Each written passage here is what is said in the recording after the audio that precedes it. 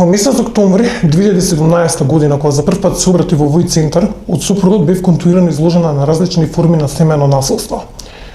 И тоа на навреди, омалажување, ограничување на контакти со моето семејство, фрлање на предмети закани за убиство и физичко насилство со предизвикување на повреди по лицето и телото. Насилството најчесто го вршеше кога беше под дејство на алкохол, никога не беше и кога не беше под дејство на алкохол.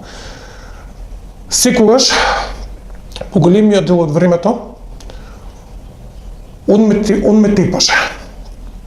Без разлика значи на алкохол и без алкохол. Он секогаш знаеше да биде вулгарен, да вреѓа, да навредува, да малтретира, да те тепа и секогаш сакаше он да биде управа за се.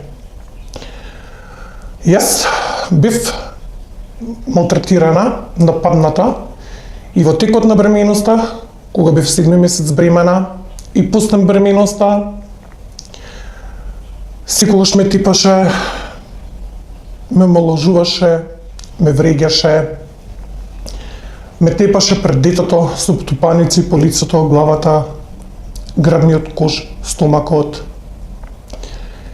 По укажаната медицинска помош, насилството го пријави во полиција во СССР. Тие ме информира и му упатија кај вас. Дојдов, имав потреба некој да ме слушне, да ги разбере моите грижи и да го реши мојот проблем. Вработените од центарот, заедно со адвокатот, прво ми помогнаа со подготовка на тужба за развод на брак, а потоа подготвија предлог до судот за изрекување на привремените мерки за заштита. Посетував и психолошко советувалиште, бидејќи најважно од се ми беше да се ухрабрам и да ги преземам овие действија. Во тек се 2 кривични постапки. Првата за сторена телесна повреда при вршење на семејно насилство, другата е за непочитување на судска одлука, бидејќи покрај изречените мерки јас бев повторно физички нападнат од поранешниот супруг.